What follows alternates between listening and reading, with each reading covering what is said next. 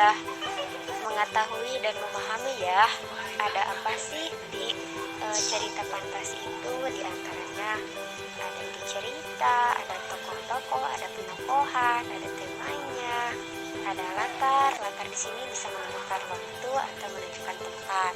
Lalu ada alur ini menceritakan peristiwa-peristiwa atau urutan peristiwa dari cerita fantasi itu seperti apa. Baik, untuk selanjutnya silahkan dibuka buku paketnya halaman 54. Di sana ada cerita fantasi yang berjudul Ruang Dimensi Alfa. Silakan anak-anakku untuk dibaca dengan seksama cerita fantasi yang berjudul Ruang Dimensi Alfa. Nah, setelah membaca Ruang Dimensi Alfa, Ibu ingin tahu nih, cerita fantasi yang berjudul Ruang Dimensi Alfa ini menceritakan apa sih anak-anakku? Coba dijawab.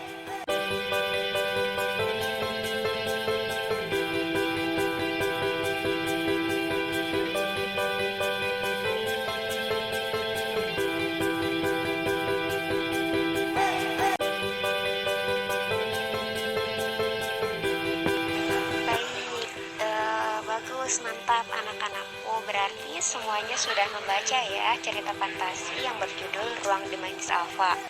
Nah, sekarang silahkan tuliskan unsur-unsur dari cerita fantasi Ruang Dimensi Alfa. Temanya apa? Tokohnya ada siapa saja? Penokohan tokoh tersebut bagaimana? Lalu latar tempatnya di mana, waktunya kapan saja. Lalu pesan apa yang disampaikan dari cerita fantasi Ruang Dimensi Alfa tersebut.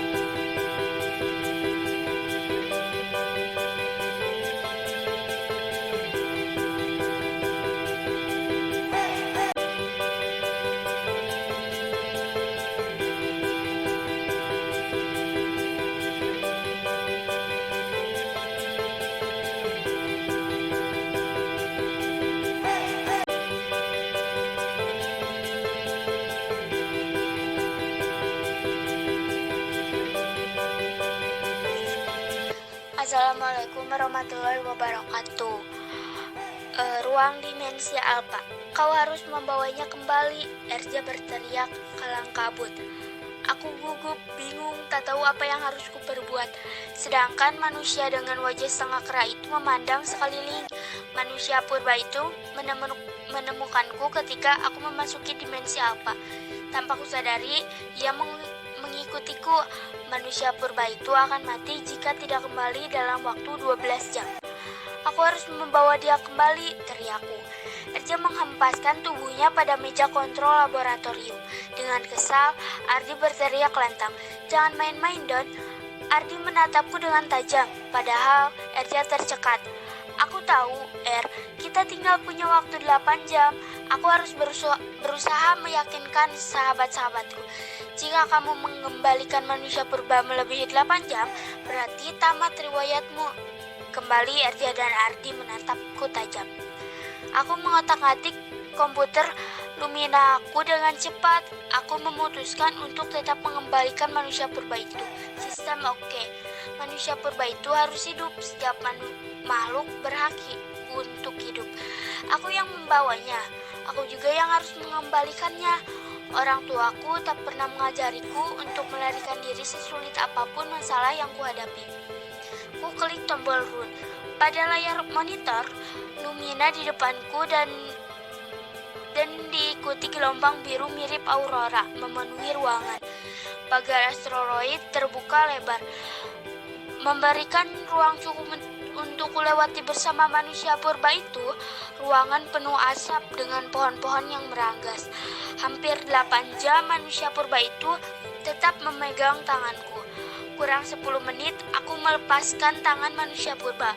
Kujabat erat dan aku lari menuju lorong dimensi alfa.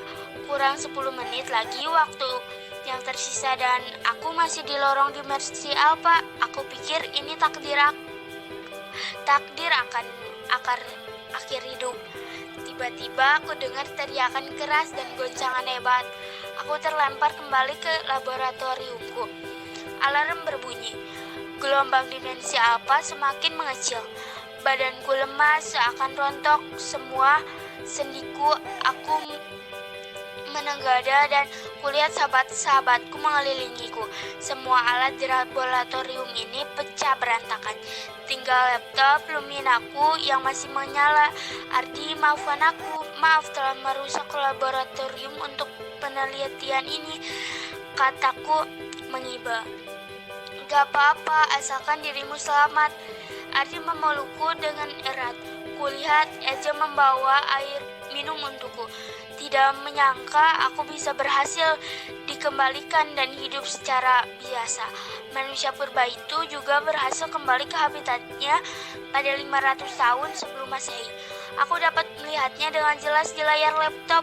Manusia purba itu tersenyum sambil melambaikan tangan ke arahku.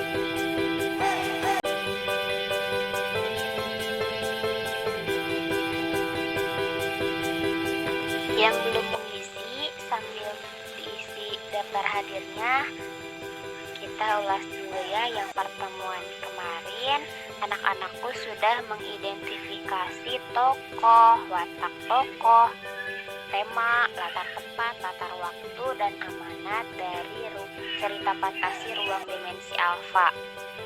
Nah, untuk pertemuan hari ini, kita masih di KD 4.3, yaitu menceritakan kembali cerita fantasi. Sudah dibuka semuanya anak-anakku, buku paketnya halaman 54-nya sudah dibuka.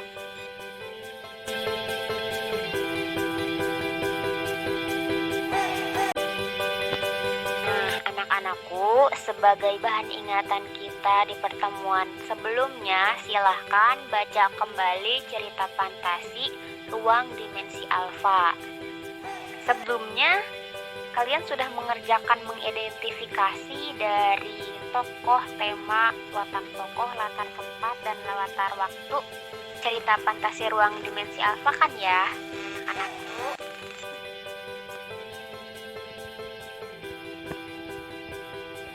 Baik, anak-anak, berarti semuanya sudah membaca cerita ruang dimensi alfa ya, karena tugas sebelumnya pun sudah mengidentifikasi kan? Nah, sekarang coba Ibu tahu. Cerita ruang dimensi alfa ini menceritakan apa sih? Coba dijawab.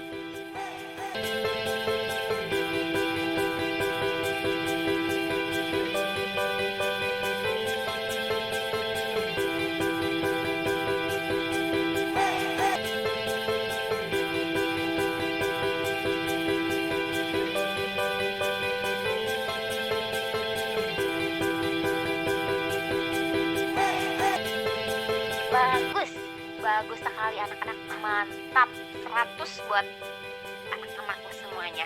Berarti semuanya sudah membaca dan juga mengerti tentang cerita fantasi ruang dimensi alfa tersebut. Coba ke pertanyaan selanjutnya.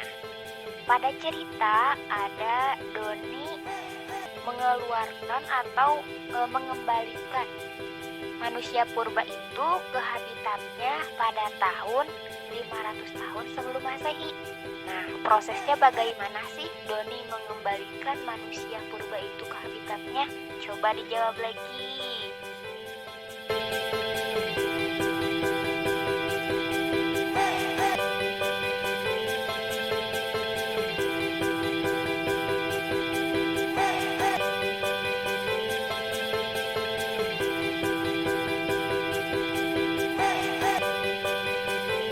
Mantap, mantap, mantap.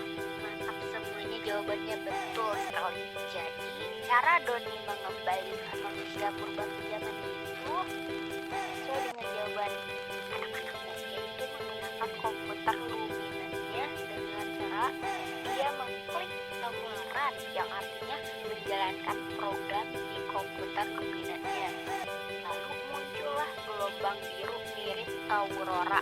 Nah, gelombang biru itulah yang disebut dengan ruang dimensi alfa, yang akhirnya setelah beberapa lama barulah manusia purba bisa dikembalikan ke zamannya di 500 tahun sebelum Masehi, dan Doni bisa kembali lagi ke dunia nyatanya, yaitu di ruang laboratoriumnya. Nah, untuk di kompetensi dasar kita di 4.3, yakni menceritakan kembali isi cerita fantasi yang dibaca atau didengar, di indikator pertama yaitu mengidentifikasi tokoh, latar, dan urutan peristiwa. Indikator yang keduanya yaitu anak-anakku dapat menceritakan kembali cerita fantasi ruang dimensi alfa ini dengan pesan suara atau voice note.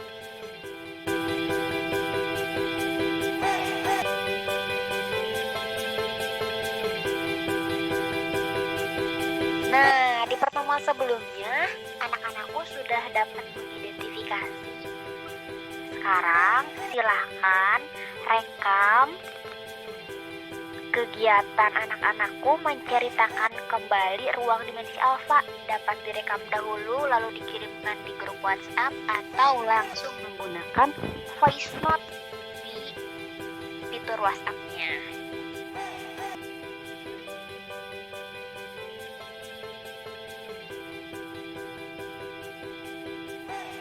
Yuk kirimkan yuk pesan suara atau voice note-nya, biar kita saling mendengar nih suara dari anak-anakku itu seperti apa sih. Assalamualaikum, nama saya Sita Nuraini, kelas 7B, ruang dimensi alfa. Doni, Erja, dan Ardi menyadari dan menemukan manusia purba di laboratorium mereka. Manusia purba itu mengikuti mereka saat memasuki ruangan dimensi alfa. Manusia purba itu akan mati jika tidak kembali dalam waktu 12 jam. Mereka kebingungan bagaimana caranya agar dapat mengembalikan manusia purba ke habitatnya. Doni terus berusaha meyakinkan sahabat-sahabatnya. Kemudian Doni mengotak-atik komputer luminanya dan menekan tombol run pada layar monitor luminanya. Lalu muncullah gelombang biru mirip aurora dan terbukalah pagar asteroid dengan lebar, memberikan ruang untuk untuk Doni dan manusia purba untuk melewatinya. Kurang dari 10 menit Doni melepaskan tangan manusia purba. Tiba-tiba Doni mendengar teriakan keras dan goncangan hebat. Doni terlempar kembali ke laboratoriumnya. Semua alat di laboratoriumnya pecah, berantakan, tinggal laptopnya yang masih menyala. Doni meminta maaf kepada Ardi atas kerusakan itu. Dan Ardi tidak mempermasalahkannya hal itu. Yang penting Doni selamat. Manusia purba itu berhasil kembali ke habitatnya 500 tahun sebelum Masehi. Doni dapat melihatnya dengan jelas. Di layar laptopnya manusia purba pun tersenyum sambil melambaikan tangannya ke arah Doni.